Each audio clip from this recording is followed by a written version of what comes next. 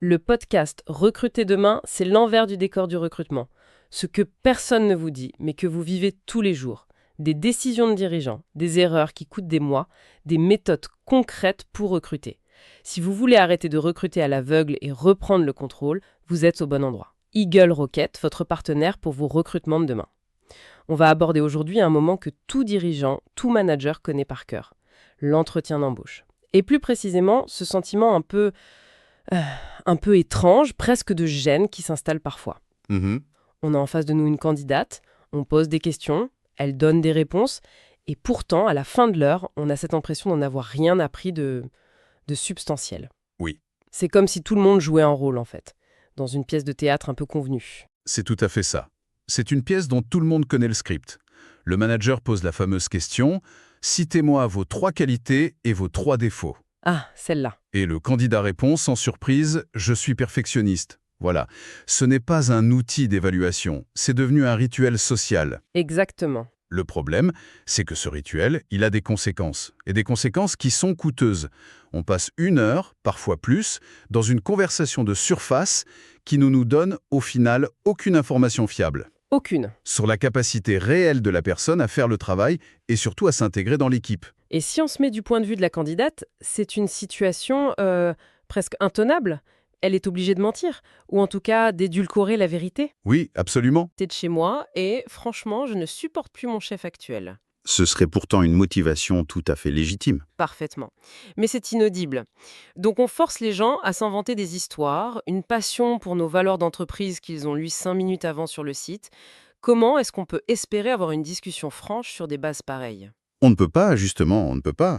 Et c'est là qu'il faut un peu déconstruire la logique derrière ce théâtre. Si ce rituel continue, malgré son inefficacité évidente, ce n'est pas par bêtise. Non. C'est qu'il repose sur des fausses évidences, des croyances tenaces. Et la première, la plus ancrée, c'est de croire que ces questions classiques révèlent la personnalité du candidat. Attendez, ça c'est intéressant. Si tout le monde sait que les réponses sont fausses, ou en tout cas préparées, pourquoi on s'accroche à cette idée qu'elles révèlent quoi que ce soit ? C'est contradictoire, non ? C'est très contradictoire, mais c'est humain. Ce que ces questions évaluent en réalité, ce n'est pas la personnalité, c'est la qualité de la préparation. D'accord. Est-ce que la personne a pris le temps de se renseigner? Est-ce qu'elle comprend les codes sociaux de l'entreprise? Est-ce qu'elle sait gérer un léger stress et formuler une réponse qui soit cohérente? En gros, on ne teste pas le fond, on teste sa capacité à jouer le jeu. Voilà, c'est ça. On teste sa capacité à jouer le jeu. Et pour un manager qui n'est pas formé au recrutement, c'est rassurant, ça donne l'impression de suivre un processus, une méthode. C'est une sorte de béquille, en fait. J'ai l'impression de faire mon travail de recruteuse parce que je pose les questions officielles du recruteur. Ça me donne une contenance. Exactement. J'ai vu un directeur commercial, un homme par ailleurs très performant, imprimer avant chaque entretien une liste de 50 questions types trouvées sur Internet. Le grand classique. Et il en choisissait 10, au hasard. Le processus était vide, vide de toute intention. Il ne s'était jamais posé la question « Concrètement, qu'est-ce que je cherche à savoir avec cette question ? Quelle information va réellement m'aider à décider ?» À décider si cette personne va performer dans mon équipe. Précisément. Et le résultat, c'est qu'il recrutait des gens qui passaient très bien en entretien, mais pas forcément ceux qui performaient sur le terrain. Et ça, il a fini par le payer, en turnover et en résultat. Ça me fait penser à autre chose. Est-ce que ce n'est pas aussi une question de confort pour le manager ? Écouter une opinion, je suis dynamique, je suis rigoureuse, c'est facile. Ça ne demande pas un grand effort d'analyse. C'est un point crucial. Alors qu'analyser des faits, des situations complexes, c'est un vrai travail intellectuel. On choisit peut-être la facilité. Bah oui, on tombe en plein dans le biais de confirmation. Le candidat dit ce qu'on a envie d'entendre, on est content, et on se dit « l'entretien s'est bien passé ». Voilà. Mais en fait, on n'a rien évalué. C'est pour ça qu'il faut changer complètement de perspective. L'objectif d'un entretien, ce n'est pas d'avoir une conversation agréable. L'objectif, c'est de prédire un comportement futur. Et pour ça, il faut savoir ce qu'on cherche. Il faut savoir ce qu'on cherche. Justement, qu'est-ce qu'on cherche au fond ? Au-delà des compétences techniques qu'on voit sur le CV, quels sont les comportements qui font vraiment la différence ? Si on retire tout le jargon RH, on peut regrouper les comportements clés en, disons, 5 grands axes. Le premier, et le plus fondamental, c'est la fiabilité. La fiabilité, d'accord. Est-ce que cette personne fait ce qu'elle dit ? Est-ce qu'elle va au bout des dossiers ? Est-ce qu'on peut compter sur elle pour tenir un délai sans avoir besoin de vérifier constamment derrière elle ? C'est la base. La base de la confiance. La base de la confiance professionnelle. D'accord, la fiabilité. Mais comment on évalue ça concrètement? Au lieu de la question inutile « Êtes-vous quelqu'un de fiable ?», on devrait demander quoi? On devrait demander de décrire une situation qui le prouve. Par exemple, racontez-moi un projet complexe, avec plein d'échéances que vous avez dû gérer. Comment vous vous êtes organisé concrètement pour être sûr que tout soit livré à temps? Ah oui, Là, on ne demande plus une opinion, on demande une méthode de travail. je vois. On passe de l'adjectif au verbe, c'est ça. Et pour le deuxième axe, une fois qu'on sait que la personne est fiable, il faut qu'elle travaille avec les autres. C'est le deuxième axe, l'esprit de collaboration. Comment la personne interagit? Est-ce qu'elle partage l'information naturellement? Est-ce qu'elle sait gérer un désaccord de manière constructive ou est-ce qu'elle crée du conflit? Ce qui peut être destructeur. Ça peut détruire une équipe entière. Un talent individuel toxique peut faire des ravages. Et là encore, au lieu de « aimez-vous le travail d'équipe ?», on chercherait une preuve, quelque chose comme « décrivez une situation où vous étiez en profond désaccord avec un collègue sur un dossier. Qu'est-ce que vous avez fait ?» Exactement. Ou même, racontez-moi un projet où vous avez dû collaborer avec un service avec lequel les relations étaient habituellement tendues. Quelle a été votre démarche personnelle pour faire avancer les choses? D'accord, on cherche à voir si c'est un constructeur de pont ou un bâtisseur de murs. C'est une bonne image. Le troisième axe, c'est ce qu'on peut appeler la dynamique personnelle. Est-ce que c'est quelqu'un qui prend des initiatives, qui voit un problème et propose une solution? Ou est-ce que c'est une personne qui attend passivement qu'on lui donne des instructions? La fameuse proactivité. Un mot un peu galvaudé, mais un comportement qui est essentiel. C'est ça, on cherche des gens qui font avancer l'entreprise, pas juste des gens qui exécutent. Le quatrième axe, c'est la stabilité. La stabilité. Oui. Comment la personne réagit face à la pression, à l'imprévu, à l'échec? Le monde de l'entreprise, ce n'est pas un long fleuve tranquille. On le sait bien. On veut des gens qui restent lucides et constructifs quand ça tourne mal. Pas des gens qui paniquent, qui se démotivent ou qui cherchent des coupables. Ce qui m'amène au dernier axe, j'imagine. Si on sait gérer l'imprévu, il faut aussi savoir gérer le changement. C'est le cinquième et dernier axe, l'adaptabilité.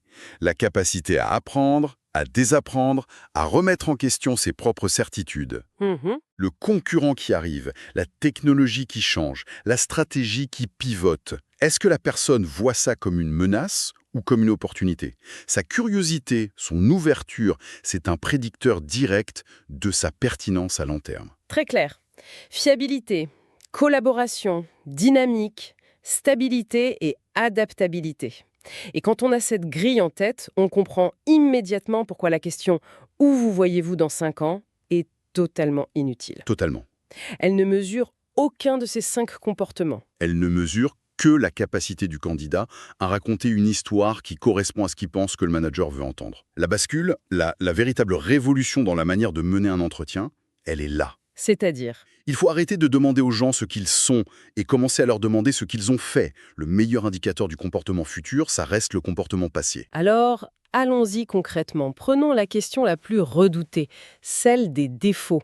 Comment on la transforme en une question intelligente qui évalue par exemple la stabilité ou l'adaptabilité? On la rend factuelle. Au lieu de « quels sont vos défauts ?», on demande « racontez-moi le plus gros échec professionnel que vous ayez connu. Quelle était la situation et qu'avez-vous fait concrètement après avoir constaté cet échec ?» C'est une question difficile, ça. Il n'y a pas un risque que le candidat se dévalorise ou panique en ne sachant pas quoi répondre? Au contraire, c'est une question qui révèle énormément de choses. D'abord, le rapport à l'ego. La personne est-elle capable de reconnaître une erreur sans chercher de fausses excuses? Oui, Ensuite, et c'est le plus important, elle révèle la capacité à apprendre et à rebondir. Ce qui nous intéresse, ce n'est pas l'échec en lui-même. Tout le monde en connaît. bien sûr. C'est ce que la personne en a fait. A-t-elle analysé les causes?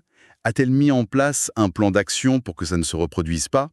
Une bonne réponse à cette question, c'est une preuve de maturité bien plus forte que n'importe quelle autodéclaration. D'accord. Et dans la même logique, pour remplacer la question des qualités, on demanderait « Décrivez une situation professionnelle particulièrement complexe que vous avez gérée et dont vous êtes fier. Quel était le contexte? Qu'avez-vous fait, étape par étape, et quel a été le résultat ?» Précisément, le candidat est obligé de raconter une histoire vécue. Et dans cette histoire, ses vraies compétences, que ce soit la gestion de projet, la négociation, la rigueur, elles vont apparaître de manière naturelle. Prouvées, pas juste déclarées. D'accord. Mais attention, poser la bonne question, ça ne représente que la moitié du travail. Ah, L'autre moitié, c'est de savoir écouter et analyser la réponse. c'est-à-dire, comment on s'assure que le candidat n'est pas juste en train de nous raconter une belle histoire, bien structurée, mais peut-être un peu enjolivée? C'est là qu'une méthode simple comme la méthode STAR devient un outil d'écoute. STAR, c'est situation, tâche, action, résultat. Pour chaque histoire que le candidat raconte, on doit mentalement vérifier ces 4 points. D'accord. La situation et la tâche, c'est le contexte. Est-ce que le décor est planté clairement? Mais le point absolument critique, c'est le A de action. Ce que la personne a fait personnellement. Oui. Et le piège à éviter, c'est le nous.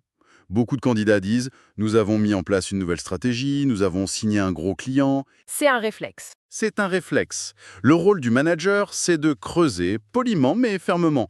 Très intéressant. Et dans ce nous, quelle a été votre contribution personnelle, spécifique? Qu'est-ce que vous avez fait? Mhm. Si la réponse à cette question reste floue, si la personne n'arrive pas à décrire ses actions précises en utilisant le jeu, c'est souvent le signe que son rôle était mineur ou que l'histoire est embellie. Et enfin, le R de résultat. Il faut des faits, des chiffres, pas juste tout le monde était content. Voilà. Un beau résultat, il est mesurable.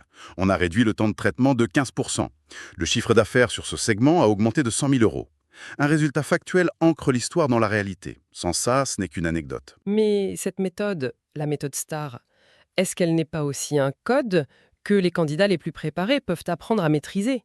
Est-ce qu'on ne remplace pas un théâtre par un autre, simplement un peu plus sophistiqué? C'est une excellente objection. Oui, les candidats peuvent se préparer. Mais la différence fondamentale, c'est la profondeur.